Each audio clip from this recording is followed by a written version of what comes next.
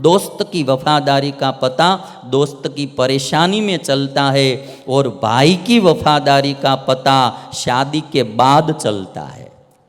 शादी हो जाती है ना, बाद में भाई का प्यार कितना है वो पता चलता है। आज इंद्र ने कहा है कामदेव से कि आप हमारा काम कर दो। कामदेव ने कहा कि मैं सबको परास्त कर सकता हूँ, मुझे कार्य बताओ। तो कहा कि आप शिव के पास जाओ और शिव की समाधि जो है उसको तोड़ दो, शिव को समाधि में से जगाओ।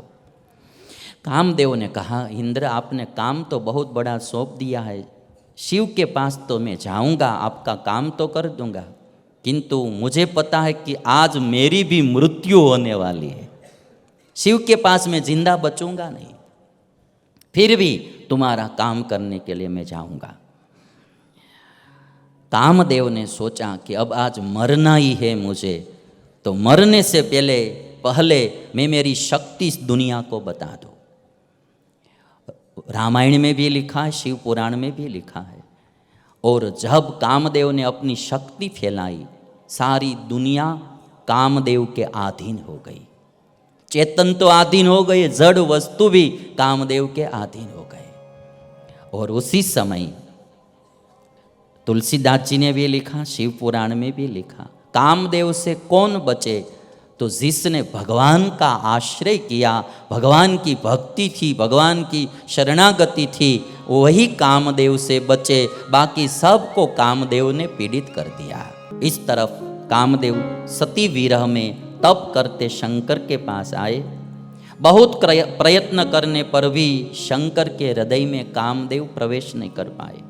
उसी समय शंकर का तीसरा नेत्र खुला और अपने नेत्र से प्रकटी हुई अग्नि से कामदेव को जलाकर भस्मसात कर दिया।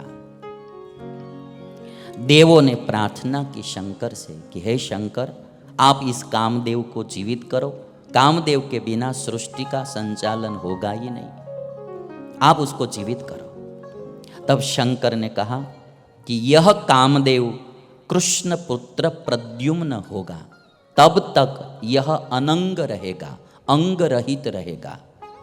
इसलिए कामदेव का एक नाम है अनंग। अंग नहीं होते हैं, वो बाहर कहीं दिखते नहीं है, परिणाम आता है तभी पता चलता है कि कामदेव आया और परेशान करके गया। वो अनंग होता है, वो कभी किसी को दिखता नहीं है। कामदेव किसी को दिखता नहीं है, इसलिए उसको अनंग कहा जाए। परेशान सबको करता है। एक पुत्र अपनी मम्मी से पूछ रहा था कि मम्मी, ये जो परी होती है वो आकाश में उड़ती है ना, परी यानी अप्सरा, तो परी होती है वो आकाश में उड़ती है ना। तो मम्मी ने कहा कि हाँ बेटा, परी तो आकाश में उड़ती है। तो पुत्र ने कहा कि मम्मी, तो हमारी नौकरानी क्यों आकाश में नहीं उड़ती है, तो हमारी नौकरानी क्यों आकाश में नहीं उड़ती है। तो मम्मी ने कहा कि बेटा, हमारी नौकरानी परी थोड़ी है। तो पुत्र ने कहा कि पिताजी तो कल कहते थे तुम तो परी जैसी हो, पिताजी कल कहते थे कि तुम तो परी जैसी हो। तो मम्मी ने कहा तो अब कल वो उड़ेगी, बिना पंख उड़ेगी वो, अब वो कल बिना पंख उड़ेगी। कामदेव सबको पराभव कर देता है, सबको पराजित कर देता है। जो राम की शरण में रहते, राम की शरण में यानी ईश्वर की जिस पर कृपा होती है, सत्संग का योग होता है, वही कामदेव से बच सकते हैं। शंकर ने कहा कि अनंग रहेगा और कृष्ण पुत्र प्रद्युम्न होगा। आप सबने एक कथा शायद सुनी होगी कि जो शंकर का तीसरा नेत्र खुला और उसकी अग्नि से कामदेव जल गया, वही कामदेव शंकर का पुत्र प्रद्युम्न हुआ। और शंकर ने कामदेव की पत्नी रति को कहा कि अब तुम वहाँ चली जाओ, तुम्हारा पति प्रद्युम्न बनकर आएगा। तो कृष्ण भगवान का विवाह रुक्मिणी के साथ हुआ और रुक्मिणी और भगवान श्री कृष्ण से एक पुत्र का जन्म हुआ, जिसका नाम रखा गया प्रद्युम्न। 10वें दिन, 10 दिन का था अभी ये प्रद्युम्न, 10वें दिन एक शंबरासुर आया और प्रद्युम्न का अपहरण करके ले गया। अभी जो ये शंबरासुर था उसको पता था कि मेरी मृत्यु कृष्ण के पुत्र से होने वाली है, तो कृष्ण के पुत्र प्रद्युम्न का अपहरण करके शंबरासुर ले गया। कामदेव जो थे वही प्रद्युम्न बनकर आए थे। कामदेव की पत्नी थी रति, वो शंबरासुर के वहाँ एक काम करने के लिए रहती थी, वहाँ दासी बनकर रहती थी। शंबरासुर प्रद्युम्न का अपहरण करके ले गया। किडनैपिंग पहले से चला आ रहा है। भगवान श्री कृष्ण के घर भी किडनैपिंग हो गया, किसी को पता नहीं रहा, और पुत्र को उठाकर शंबरासुर ले गया। भावी शत्रु मां जानकर प्रद्युम्न को समुद्र में फेंक दिया। एक मच्छ था, बड़ा मच्छ, तो वो मच्छ प्रद्युम्न को निगल गया। मछुआ ने उस मच्छ को पकड़ लिया और शंबरासुर को भेंट में दे दिया। अभी आप देखिए मृत्यु कहाँ से कहाँ आ जाती है। मच्छ को मछुआ ने पकड़ लिया और शंबरासुर को भेंट में दे दिया। शंबरासुर ने अपने रसोईया जो था, रसोई बनाने वाला, भोजन बनाने वाला, उसको वो मच्छ दे दिया कि आप भोजन बनाओ इससे। मच्छ को काटा तो अंदर से बालक निकला। तो शंबरासुर की जो दासी थी मायावती, जिसका नाम था कामदेव की पत्नी रति, वही मायावती बन नाम से यहाँ शंबरासुर के यहाँ रहती थी। वो बच्चा जो था वो मायावती को दे दिया।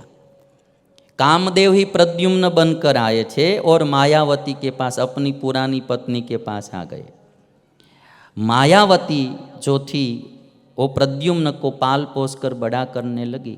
एक दिन नारद ने आकर मायावती से कहा कि ये जो प्रद्युम्न है वो तुम्हारा पूर्व जन्म का पति कामदेव ही है, ये तुम्हारा पति कामदेव है।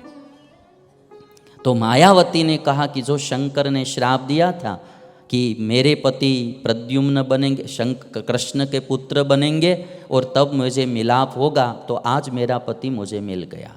अब मायावती का भाव जो पुत्र के रूप में था प्रद्युम्न के प्रति, वो बदल गया और पति के रूप में वो देखने लगी। एक दिन प्रद्युम्न ने पूछा कि तुम माता का भाव छोड़कर पत्नी का भाव क्यों दिखा रही हो? और तब मायावती ने सब कहा कि आप पूर्व जन्म के मेरे पति है, कामदेव है, और शंबरासुर ने आपको समुद्र में फेंक दिया था भावी शत्रु समझकर, और मायावती ने सभी प्रकार की मायावी विद्या प्रद्युम्न को पढ़ाई, सिखाई, और बाद में प्रद्युम्न ने शंबरासुर को मार डाला।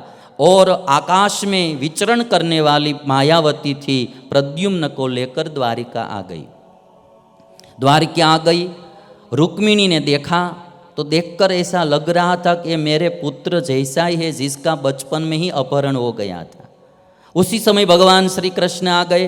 वो तो जानते ही थे कि ये मेरा ही पुत्र है, किंतु कुछ बोले नहीं।